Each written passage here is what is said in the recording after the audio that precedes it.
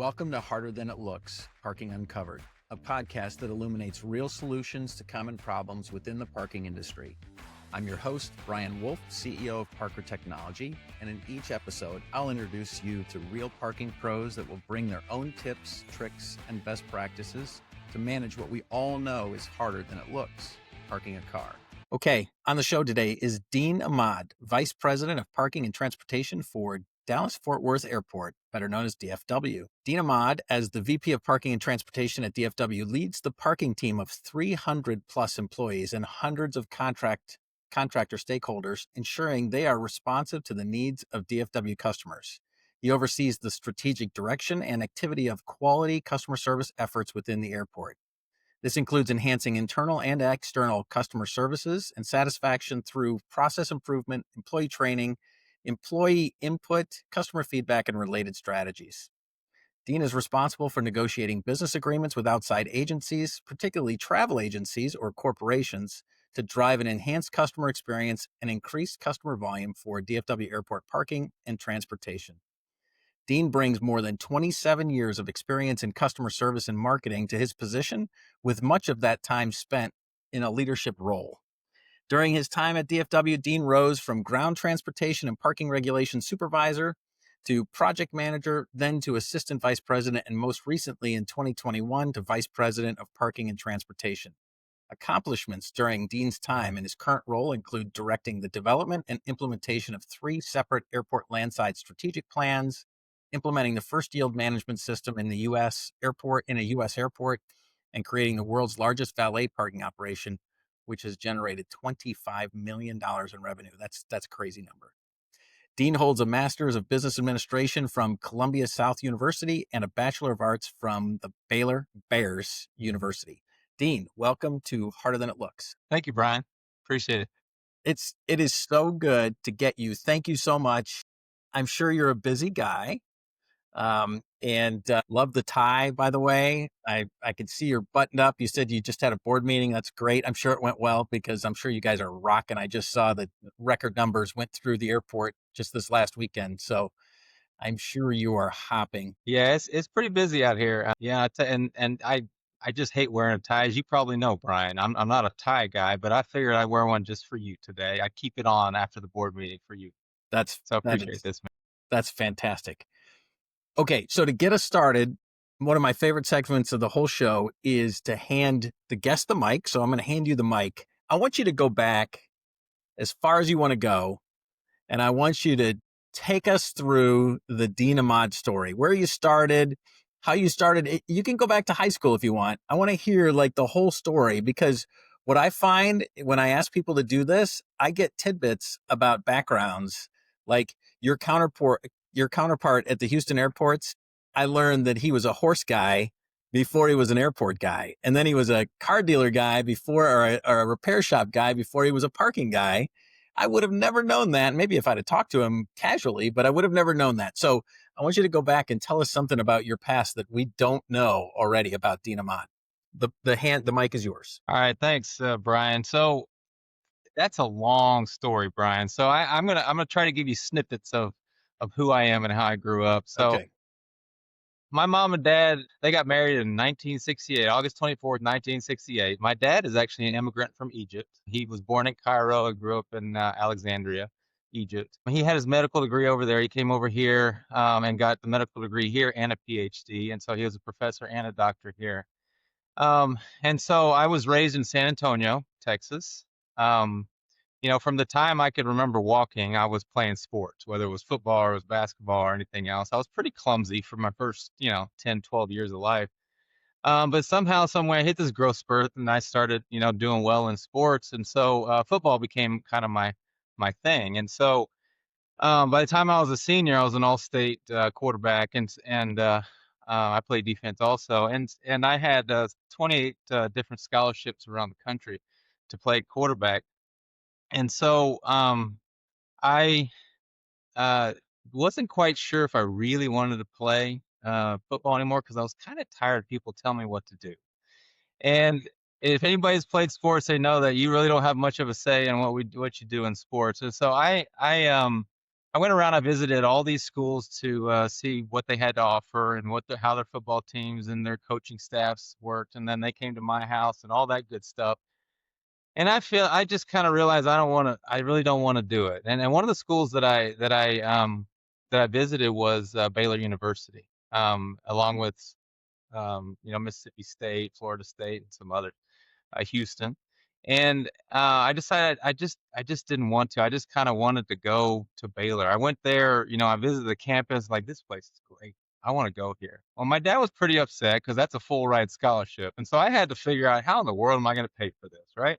Yeah. So this is what I did, Brian. So my whole life, my grandmother would send me $25 on every holiday, birthday, special day, whatever it was throughout the year. So by the time I was 17 years old, I had $1,754 in the bank, and that was with the interest, right? Yep. So I took that money and on a Saturday morning or Friday night, I bought the newspaper. I found all the garage sales. I took that money, went to garage sales. I bought a bunch of junk. And when I say junk, I mean junk. And so then on Sunday, I rented out this 20 by 20 space in the flea market for $25 on that Sunday morning. A year and a half, fast forward a year and a half, I made $84,000 just doing that. So I bought a car. I started my own furniture and antique business. And so I had a furniture and antique business my senior year of high school all the way through college. It put me through college, bought me cars. I was living high on the hog, but it took a lot of work. And I really didn't know what I was doing. All I knew is I wanted to ensure that my future was secure. Yeah. And that was in the form of furniture and antiques. So obviously antiques, a lot of people know what the market is for antiques, but back in, the mid 90s, the antiques were like, they were booming, right? And then I got into new furniture and all that. So that was kind of my thing.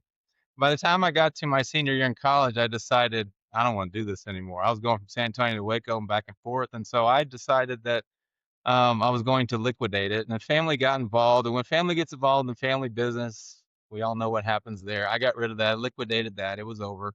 And I got a job with Amco System Airport Parking. It took me 6 months to find that job as an assistant manager in Austin, in the regional airport there. And then through the 3.5 years with them, I kind of just worked my way around. I went to Palm Beach and Orlando, got promoted to those places, and I came back to Dallas to run Love Field for them. And then I'm going to fast forward through all the other stuff I did, and some nonprofits that I worked in. Finally, in 2000, October 30th of 2000, I started my job at DFW as a ground transportation parking regulations supervisor. Best job in the world. I was so happy to be there. And through the years, I had worked in different departments, from marketing to concessions to customer service. And today I'm in parking and transportation. And then in 2008, I was promoted to assistant vice president. And then in 2021, I was promoted to vice president of parking and transportation. And it's been the greatest time of my life being here at DFW. I mean, there's nothing like it. It's not furniture and antiques, a long way from that, but Yeah. I'm glad I'm here and I'm not doing that any longer. That's I incredible. hope, yeah, So, furniture and antiques as a senior, yeah. where did you get the idea to take $1,750 and buy a bunch of junk and then go to the flea market? That's brilliant. Yeah, don't it was $1,754. Don't forget the That I $4 because won't that bought me a lot of stuff back then, man. Yeah. When I was a kid, my mom used to go to garage sales and buy stuff, and she would go to the flea market. And so I thought, why can't I do that? Yeah. And so she taught me, hard work is the only way to get the things that you want to get, right? Yep. And so everything I ever did, I worked really hard for. She made me work extremely hard for everything that I ever got. So did my dad, obviously.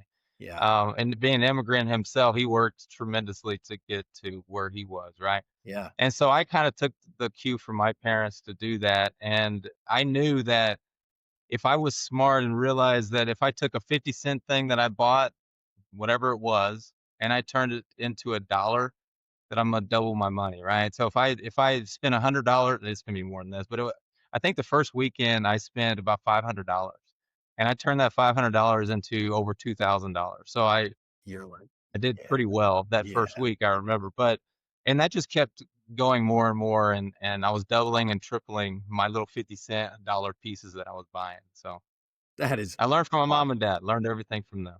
that is awesome. Okay, and so then you're like, okay, you get to your senior year, you're doing this back and forth. It's craziness. How far is Waco from San Antonio? The way I drove, 2.5 hours. It normally is about 3 hours. Okay. So 2.5 hours. I should know this. I think I've actually made that drive. All right. So you clearly got tired of that. And so it took you 6 months to find a job, and then you found a job in parking. Yeah. What were you thinking?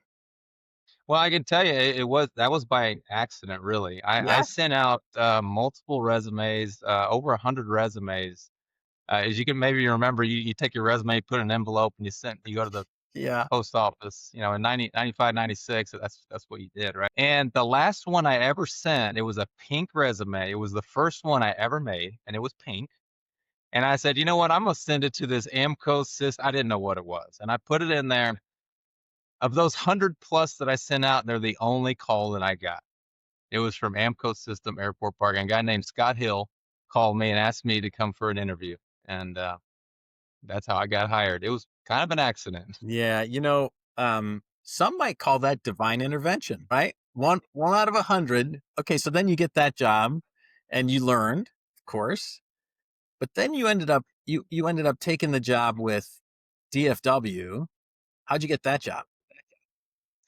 Another one of those. I had been applying for about 3 years to DFW, to anything and everything. I just wanted to be a DFW.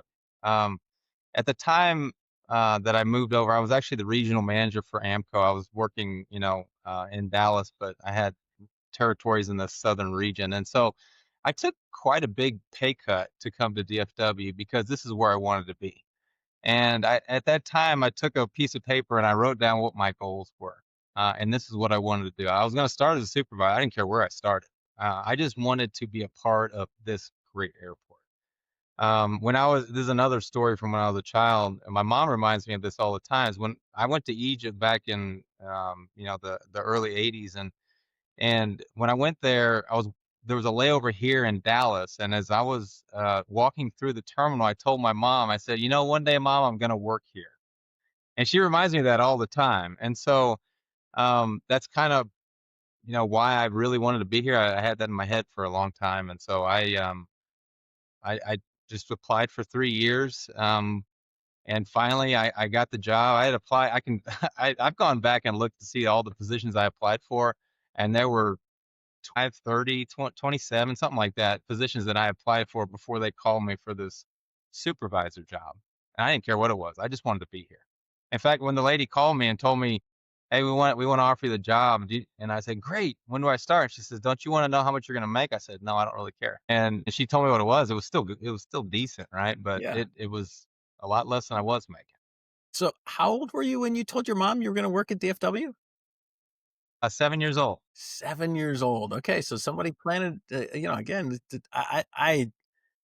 I'm not a particular religious person, but I do think I'm spiritual. That feels very spiritual. That somebody planted a seed and it's Yeah, worked it, out. it really Yeah, it's pretty amazing. I remember walking with her, when I was always right next to my mom always, and I remember looking out at, the windows or walking through the terminal, seeing all the airplanes, saying, I'm going to work here someday, Mom. Yeah, that's awesome. So, and she reminds me of that every time I talk about it.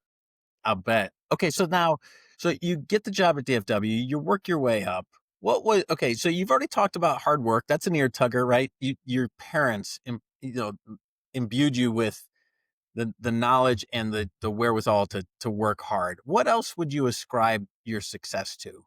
Like, how did you get from how did you build the career that you did at DFW? Because it sounds like you bounced around and you got lots of promotions. What was the key? Well, this is going to sound a little bit corny, I guess, but it really had less to do with me and more to do with the people around me. I can name so many people through the years from the time got out of college, because I really didn't learn anything in college. I'll be honest with you.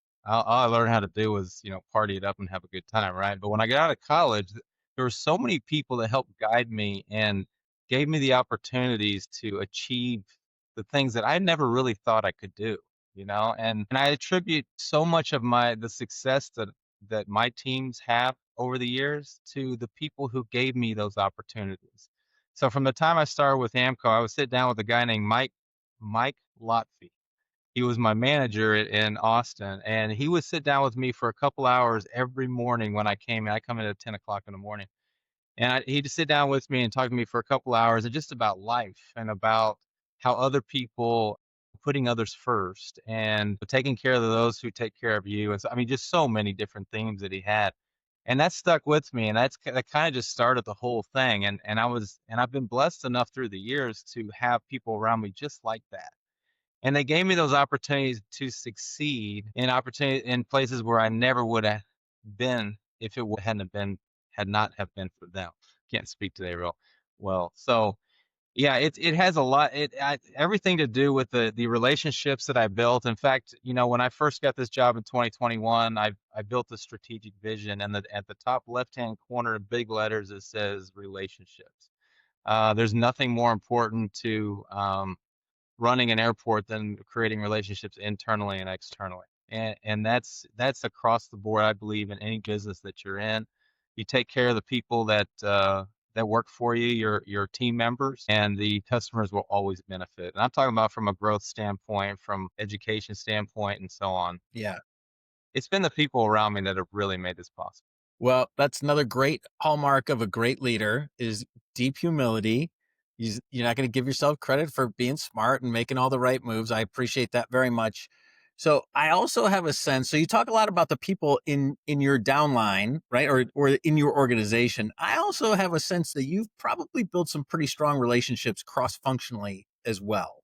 So maybe talk about that, because I think those relationships, in my experience, tend to be the ones that lead to serendipity because, oh, I know Dean in parking. I'll just give him a call because we've got this problem over here. And then it turns into a wonderful solution because someone had the forethought to build relationships before they actually needed the relationship. So I'll bet you've got stories about that. Yeah, again, I'll go back to when I first started this job at 2021, August of 21. The first thing I did is I got appointments with all of my peers.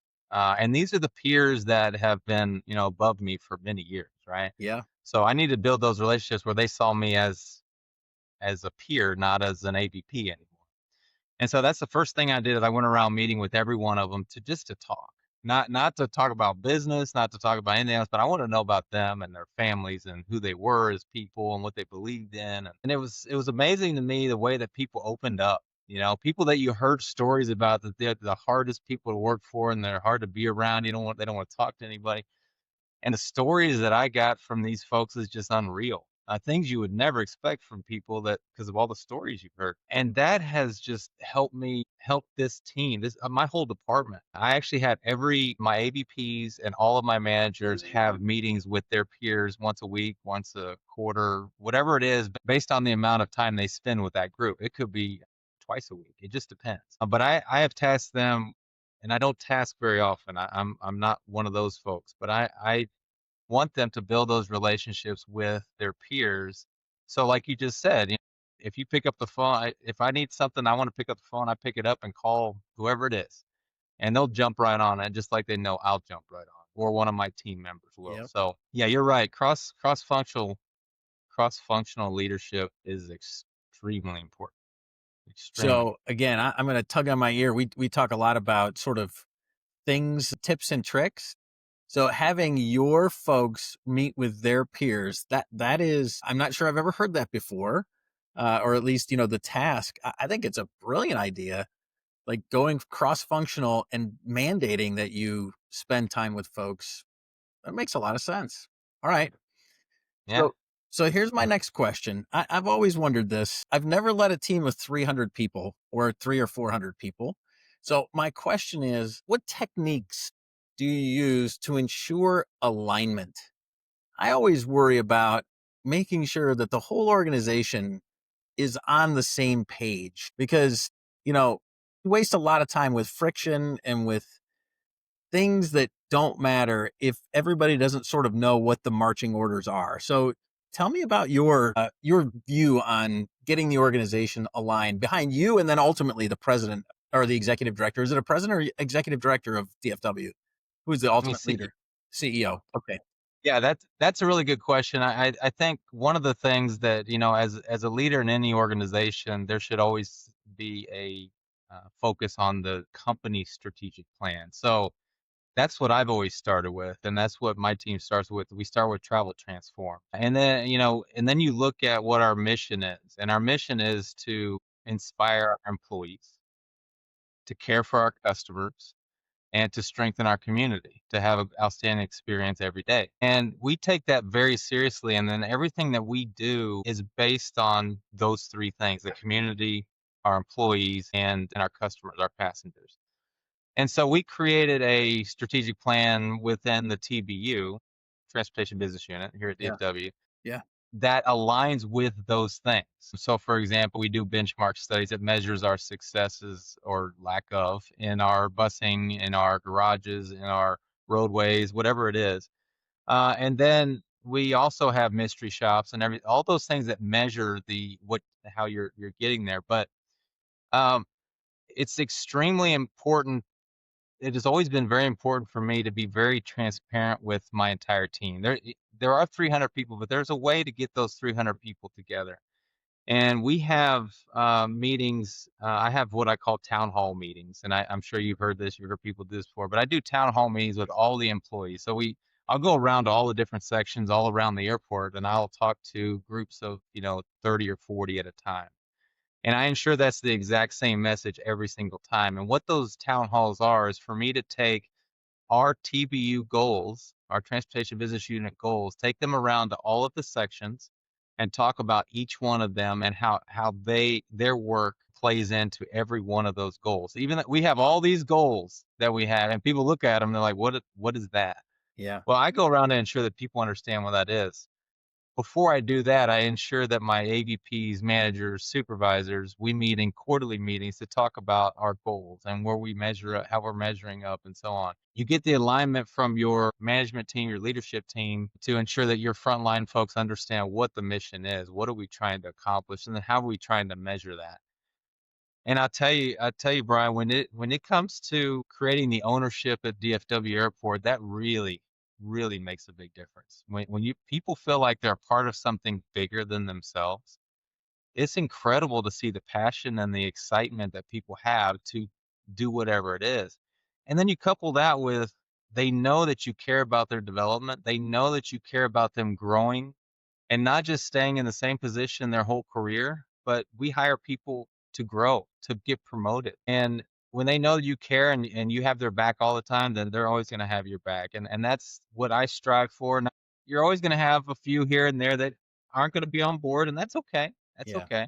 Yeah. But for the most part, that alignment side of it and showing people that you care, the old saying that nobody cares what you know, they don't, you know, Yeah. If they, they don't yeah. care about you, right? So, or however it goes, it's Franklin Roosevelt, right? Teddy Roosevelt. It's a Teddy Roosevelt, sorry. Yeah. Yeah, nobody cares about how much you know if they don't until they know how much you care. Yeah. And I don't use very many of those at all, but that's one that I really take to heart. It's really important. Yeah. Okay. So you get together quarterly and set goals, and then you do town hall meetings. How often? Quarterly?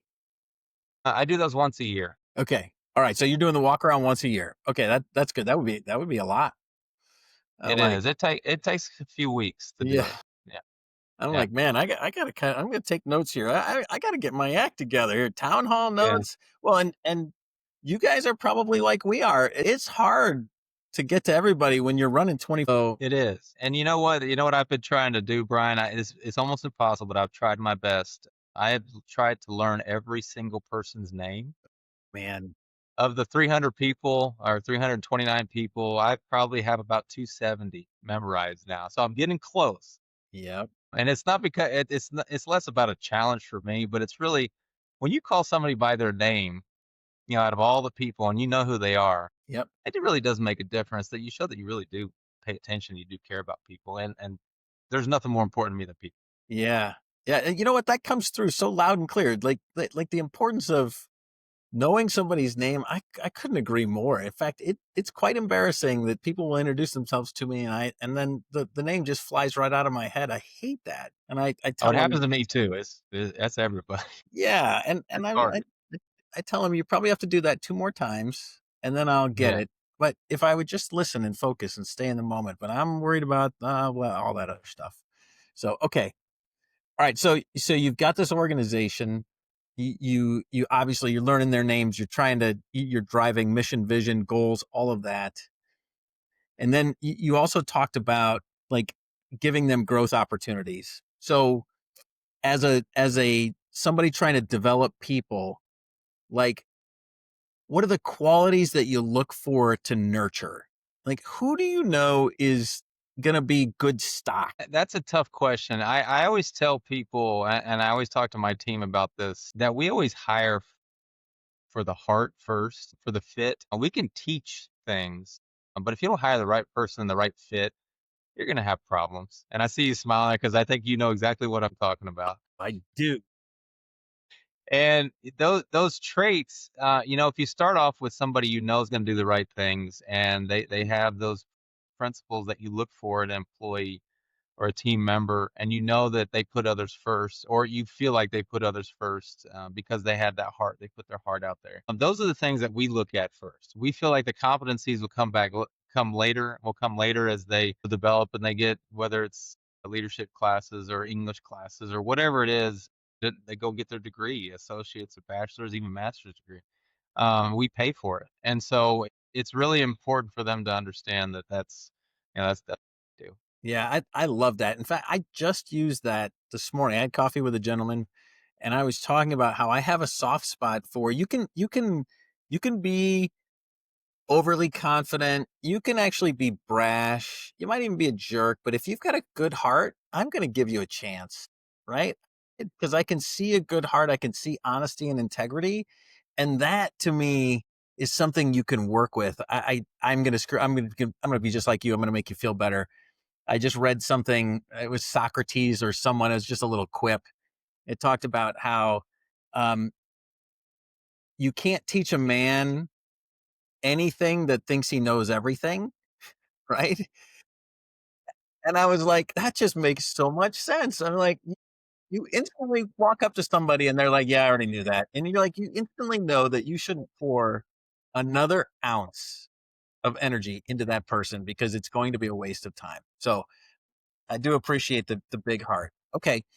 So tell me about your mentorship programs and so how like what do you do specifically? What are things that you do to sort of build mentor matches and to sort of identify high potential people and then sort of bring them along? What's your tips or tricks or what's your philosophy on that? Well,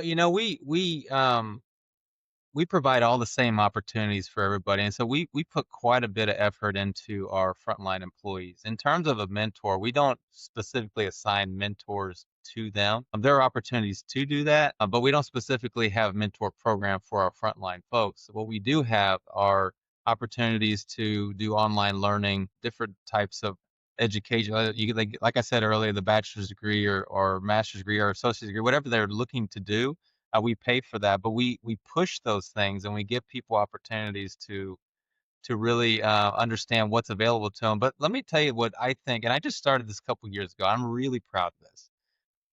So I had this new thing that we created. We call it the frontline development plan.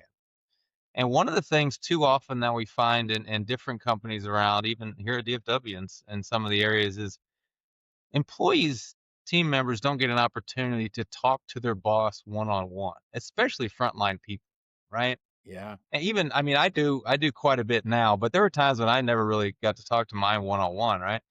So we're talking from a mentor perspective, what's more important than talking to your boss about how you're doing and the things that are going on in the airport and everything else or anywhere else you work? Yes. So I created this frontline development plan where every supervisor, and this is development for supervisors and for frontline folks, every supervisor must meet with their direct report one on one. And this frontline development plan asks those questions on where do you want to be in the next 5 years? What are the skills and areas of development that you want to focus on? What do you want from DFW? It just goes on and on about what does the employee look for. This isn't about work goals. This isn't about how many miles they're going to drive on the bus or how many citations they're going to issue or whatever it is. This is about them as individual people. Where do they want to go professionally in the future? Where do they want to develop to? I mean, if they want to be a nurse, they tell us they want to be a nurse and say, great, we'll get you a nursing degree. We'll help you get a nursing degree. If they want to be an architect to work in our DCC, our design code and construction department, we'll get them an engineering degree. Whatever they are looking to do, but we sit down with a one-on-one, every supervisor, and we talk to them. And every manager does that with supervisors and so on and so on. And the amount, now, not everybody is all excited about that, because they're like, I don't have time for this, right? But you get a good 60, 70, 80, let's say about 75% of people who really believe in this and really want to talk to their supervisor. And the difference that it's made is incredible. The amount of hours that we have from a development standpoint has just gone through the roof over the last year and a half since we started this. People are seriously interested in their development and growing, getting promoted. And it used to be where I wanted to promote them within my department. I want them to be in our department and get promoted. But if there isn't an opportunity in our department, you can go to another department, and I'm just as happy. I mean, I'm sad I'm losing you, but Yep. get promoted. So now we have more people going outside the department getting promoted, and nothing warms my heart more than that. We went cashless this past year. No more cash in our plazas. I don't know if you heard that or not, but it was in the news. But we Was went it cashless, a and hard there were a transition? lot of people who were worried about their jobs. And the number one Okay. thing that I said was, nobody's losing their jobs. We're going to make sure that everybody is placed. There were 50 positions, and they were kind of whittled down to about 25 positions. And of those 25 positions, 16 people actually got promoted. And then the rest kind of went to other jobs within the department. So every single person was placed from that, and 16 were promoted. So that was one of the great stories of this past year, and that those things we're really proud of. Yeah, Really, really proud. so again, I can hear it exuding from your pores how focused you are on building people, giving people the safety and the security of knowing that the people above them care about them as people and care about them as having a career and having someplace to go. I can't, I mean, I makes me want to come work for you. So are there any openings at Come on, Brian. DFW? I'm ready. Come on over. Okay. Come on. I mean, I want to come work for you, and I can tell that you truly care about your people and that you're driving that perspective down into it, because I can't think of, back to your point, I can't think of anybody more important to talk to and to know whether you're doing a good job as your boss, because your boss is going to have a different opinion than the next boss, and your ability to literally know that your boss knows that you're doing a good job. I've thought a lot about that too. And like the ability to codify what good looks like even down the line, so that people can come to work knowing that they're doing a good job. And that way they can feel good about the work that they've done. So kudos to you. I love it. What other pearls do you have? What other programs have you put in place that makes, like, if, from your perspective, has boosted productivity and improved morale? There's a lot. I would just say, and again, this is all employee driven, Yeah. right? So like, just for little things like a motto for our department, we go out and ask everybody. There's a thing that we do in December, every December, and it's called the Emmy Awards, Extra Mile of Excellence Awards. It's just like, you'd see on TV in the Emmys, right? And we give them that beautiful crystal trophy, and it's really great. So what this is like our crown jewel of the year. But before I get there, let me say this is what really creates it. So we created these 4 what we call engagement teams. There's a health and wellness team, there's a customer team, there's an team, and there's an innovation team. So these are what we call engagement teams, and they're purely voluntary. Okay, so whoever wants to be on them, each one of those teams have a charter. These are the things that they do. Like innovation, they do Innovation Week, and health and wellness, we make sure people get people healthy and so on. So if you do certain things, you can actually get up to 3 days pay every year at DFW Airport if you do certain things. So we are out to get people 3 days pay, right? And also means everybody's healthy, right? So these engagement teams are purely voluntary, and every one of them has at least 15 volunteers on them. There are some that have 17, some have 20. And they come together and they have these charters, these goals that they have to achieve every year. Now, these goals aren't goals that I set or the manager set. These are goals that they set for themselves. Okay. And, like for example, the health and wellness team, they do what they call road shows. They get together, so they have certain people have different days. They'll go around at 5 in the morning, let's say, and they'll go to the South Plaza, let's say, and they will talk to that group of people for 20 minutes to talk to them why you need to be healthy, why you need to do this to get your what we call apples, right? How it's good for your health and it's also good for your bank account, and they go and these are frontline people. These are not supervisors, these are not managers, these are frontline people, and they're going in front of folks, and it's uncomfortable for them, but they're talking in front of a crowd about why you should be healthy and the steps you have to do to get there. And they call those road shows, and they do that for a good 2-week period. And they go all around the campus to talk to people about that. Now we're starting to go into other areas like the DPS and so on to talk to them about it. And same thing with the employee recognition and so on. So every one of them is a frontline employee based group, and they set their own goals. And at the end of the year, these goals, they achieve them every year. And it's unbelievable the passion that you see in these folks. They don't get paid extra for it. It's not an extra thing they put on their resume or for their, what they did for in terms of their performance appraisal every year. This is just them wanting to do it. And it pulls out the human side of everybody. Yeah. And they feel like they are part of something so special. And then there's so many more things we do like that. But then I was going to talk about the Emmy Award. So the Emmy Award is a nomination process. And most people think, well, they're going to nominate the supervisors are going to nominate one of their employees and whatever, right? I said, no, that's not what I want. I want peers to nominate peers. And so frontline employees nominate other frontline employees, right? So every year in the summertime, these all of our frontline employees and supervisors, they nominate their peers for an Emmy Award, Extra Mile of Excellence. And last year we had over 50 nominations, I think, and then we ended up with 27. And then lately I've included a couple people from outside of our department, like last year it was in finance and then one in risk management, just to show we're not just TBU, we're DFW, right? And so what we do is we invite those folks that are winners. We put them on a huge poster, right? We rent out this really beautiful country club that's, about 10 miles away. And we put out the red carpet for them.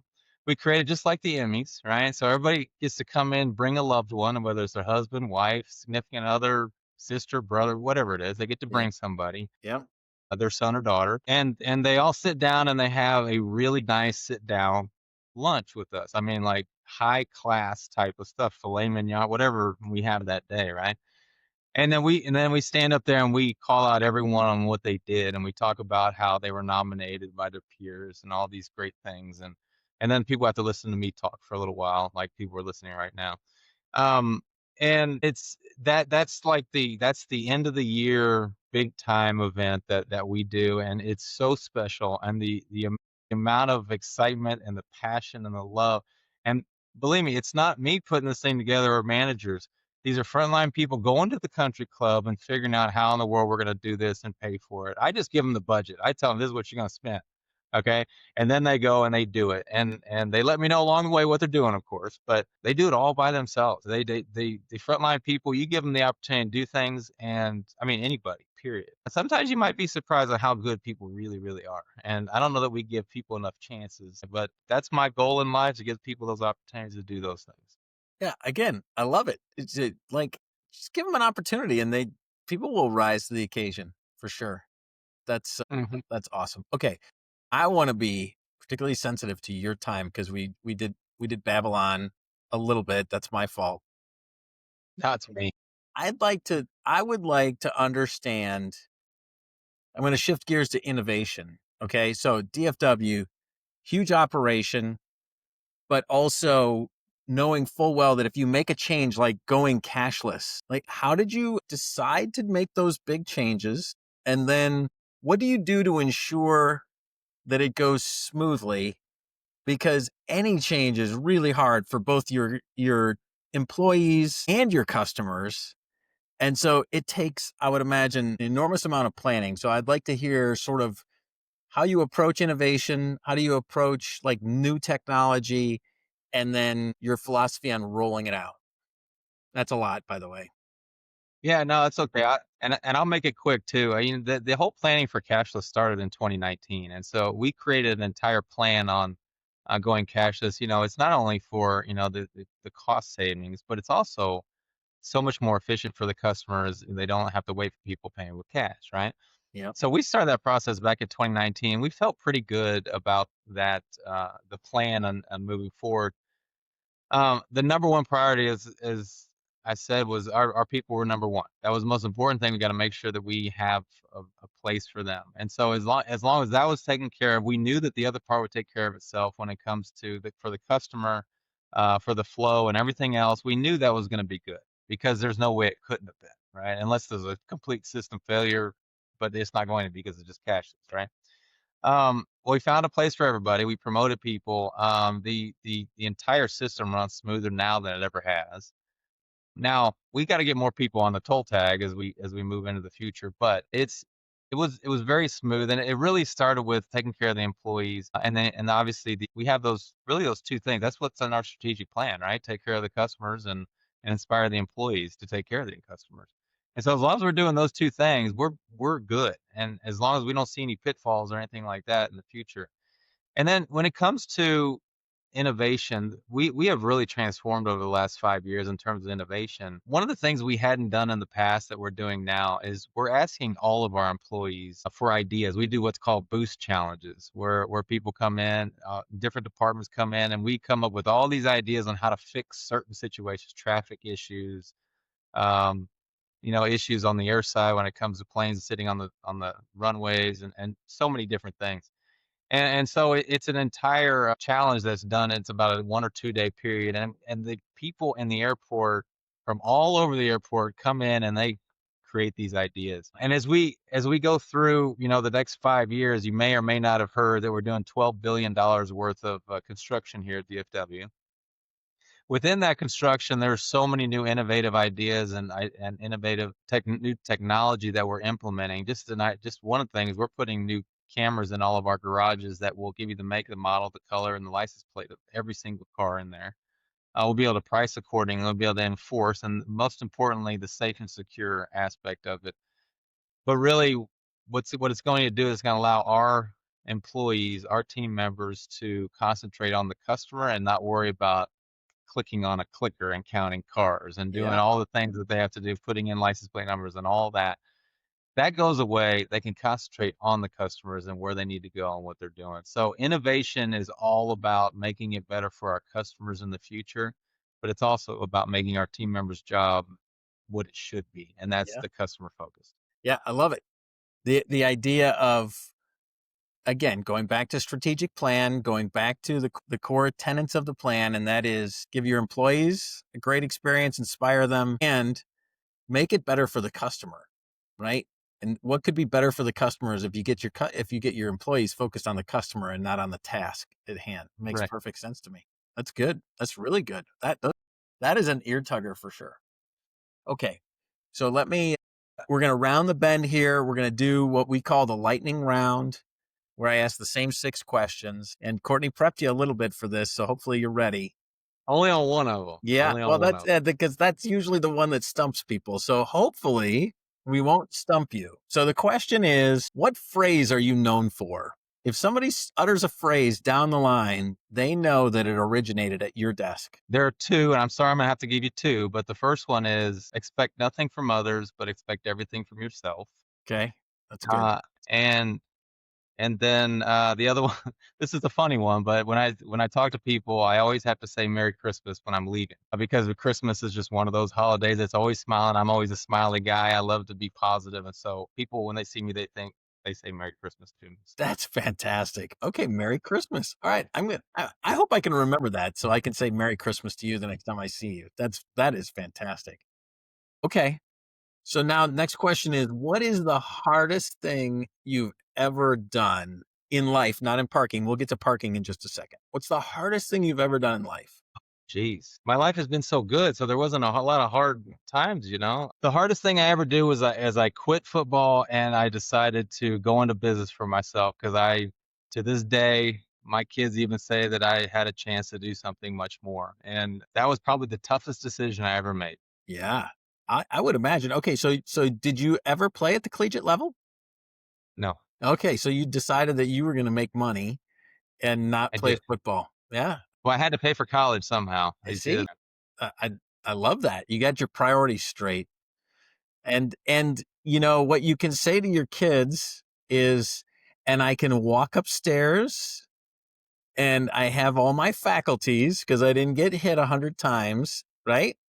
And I yep. didn't get killed by linebackers. So I'm glad you didn't play collegiate football. I'm glad you're right where you are It's because just one of those question marks. you are fit as a fiddle, which it probably wouldn't have ended that way if you played football. So just saying. All right. So now I'll ask you, what's the hardest thing about your parking job? The hardest thing about my job today is probably navigating through all of the what we call red tape here. There's a lot of things that we have to deal with to ensure that we do things in the correct manner, the correct steps. And so we do get things done. It just takes a little bit longer, but it is incredibly tough to get things done in a quick, expeditious manner. But we get it done. It just takes a little bit longer. Yeah, compliance, right? Lots of red tape, Compliance. lots Yeah. of regulations. I would imagine there's a lot of regulations that the mere mortals that don't work at airports in particular, hmm don't really appreciate. Have you got a good one? Like one in particular that we wouldn't appreciate as mere mortals? In terms of taking a long time. Yeah, and just like a compliance thing. I'll give you an example. So I remember when I was talking to Walt Gray, I did an interview with Walt, and he talked about how post 9/11, the garage couldn't be any closer than 300. I'm Sure. like, that makes perfect sense. And so, what other regulations do you have to adhere to? Like maybe dwell time on curbs, so it feels very annoying to us that we can't dwell on the curb. But maybe there's a regulation or a compliance piece to that we don't really appreciate. Yeah, no, that part, that's a little bit the compliance part is one thing. I think the biggest one that I think about all the time when I talk about the most ridiculous thing I've ever had to deal with here was that we were going to put in a parking guidance system in Terminal D garage. And before we could do that, we had to do an asbestos study in the garage. Oh, The right. garage was built in 2005. So there's no way it would have asbestos in it. But we had to wait 6 months to do an asbestos study. Never be too careful because this asbestos is very serious. Okay. It is very serious, but there's no way it was going to have asbestos in it. Yeah. Okay. In 2005, that's pretty funny. All right. Good one. All right. Next question then. If you could wave your magic wand and fix one thing in parking, what would it be? In parking at DFW, Yeah, sure. well, I think parking in general. I would just use it in general. I think there's a stigma. People don't really realize how complex and what a system it really is. It's not just about parking. Transportation and parking, they go hand in hand, right?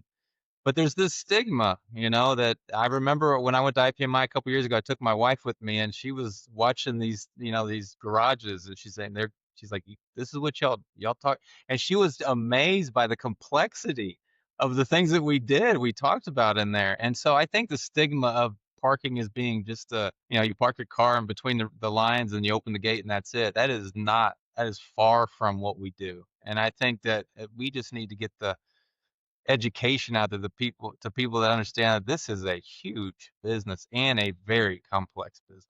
Yep. If I had a magic wand, that is the exact thing I would try and fix. I would Yeah. try and fix, like, how do we wake up the public to parking and to the importance of parking? Because just like electricity, they take parking for granted.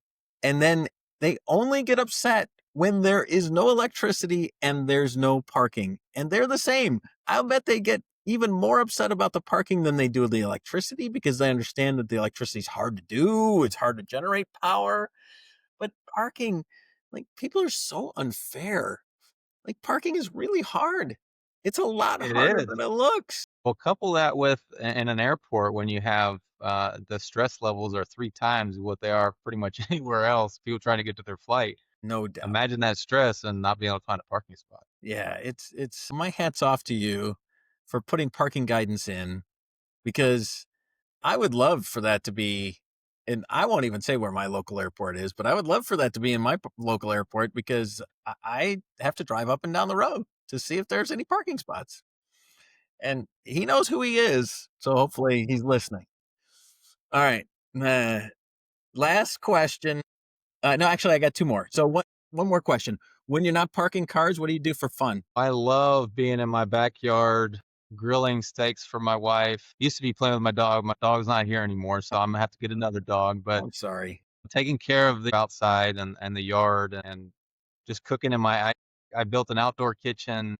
It took me 9 years to do it, and it's the perfect outdoor facility. And so there is nothing more exciting to me than going home on Friday night, putting those steaks on the grill, turning on the TV, and having a nice drink. That's awesome. It creates a great picture. I just had my leaders at my house, and I just have this back porch. It's very small. It's very modest, but it's super quiet. I got bird feeders and hummingbirds, and it was Mhm. so I can totally relate to you. It's great. All right. So coming around the bend, I'm gonna preface this last question with, of course, you're proud of your family, so you can say your family, but I'm gonna need something else. Okay. So the question is, what are you most proud of? So of course, everybody's gonna default to their family and things like that. And maybe your father came over from Egypt and got a PhD and a MD. I mean, my goodness, how that sounds hard. What are you most proud of? Yeah, it's hard for me not to say my family and my son, my youngest son is autistic and he faces his challenges, but he's amazing and has come through in life and he just got promoted, by the way. I'll have to tell you about that later. So I'm Congratulations, extremely Alex. proud and obviously of my wife and my entire family and now I'm Yeah. actually a grandpa, just so you know. Now the whole world knows. Congratulations. Yeah, as of 4 weeks ago. So I'm very proud of that. So I had to say that, Brian. Yeah. All right. Congratulations, Austin and his wife. I don't know his wife's name. Yes. I'm sorry. Leslie. Leslie. Leslie. Congratulations, Austin and Leslie. Yeah, so when you say what am I most proud of, I think, from a professional standpoint, I am really proud of the atmosphere, the culture that we built here. I mean, because I've been here for 25 years now, and to see the evolution of this group and the culture that we built, and I hate to say it like this, but it's the truth. We in my department, we have the highest engagement scores and we have the lowest paid folks, the frontline people who are out in the heat and the cold every single day. And just to know that they are happy and that they're feeling like they're a part of something much bigger. It's just that warms my heart every day. And to see the numbers that I see in terms of the metrics that we have and we reach and exceed numbers every day. And it's done with folks that are common everyday people that want to do it and feel empowered that they can do it. I think that just building that culture and being like having a small part in creating that, I think that is just I'm so proud. I'm so proud of the entire team, being the people that I'm around. There's nothing more powerful to me than to see people come out and achieve things that they never thought they could do. That really is in my life. What I've always said was, I always told my kids this: others come first, people come first. Put others before yourself, and that's really what we do in our group. And to see that culture, to me, that makes me extremely proud. Yeah, Very that's proud. awesome. Congratulations. I feel like I tell people all the time, and my kids know this now too. Leadership matters. And so we'll walk into and my son did it for me the other day and it warmed my heart. So we went in and we got relatively bad service, right? At a Hmm. restaurant or somewhere. And he's like, I wonder what the leader of that organization is like. And then we get extraordinarily good service and we're like, I wonder what the leader of that organization is like. Yeah. And I guarantee you that our perception of the leader of that organization is correct based on how we got treated on the front line or by the individuals that were even in the middle, like whether we were greeted or we weren't greeted or the wait staff. Leadership matters. So congratulations to you. if you've got a team worth being proud of, then you had a much bigger part in it than you realize. But again, that's back to your humility. So I love that. I appreciate that about you more than you know. So, all right. Well, listen, we could go on all day. You're probably 10 minutes late to a meeting. I'm sorry for that. I'm good. Thank you for taking time out of your busy schedule. Thank you for imparting us with your wisdom. You've got a lot of great things going on. If people are trying to get a hold of you, what's the best way to get a hold of Dean Ahmad? The best way is probably by email, is dahmad@dfwairport.com. Okay, that's pretty straightforward. Well, you're an inspiration around putting people first, around your leadership, around working hard to put yourself through college, sacrificing, all of that. I appreciate you so much. I can't wait to see you again soon. I gotta get to Dallas, right? Every time I Yeah, fly we need through to play some golf. DFW, I do think of you, honestly. And in fact, I try and text you every time I'm in there. I'm like, here I You am. do, and I get back to you about a week later. I know. I'm a terrible friend. I know. Well, you know what? If I were really there to see you, I'd be a little more urgent, but I'm just that's just a little ping just to tell you that I'm thinking about you. So No, thank I you for that. appreciate that, man. I really do. All right, Dean, I really thanks. appreciate that. And All right. we'll talk soon. Thank All you right. again. Appreciate it. Thank you, Brian. It was a pleasure. That's a wrap on this episode of Harder Than It Looks, Parking Uncovered, presented by Parker Technology. Please leave us a review if you liked what you heard. Make sure you tune in next month as we continue to uncover tips, tricks, and best practices to manage what we all know is harder than it looks, parking a car. Bye for now.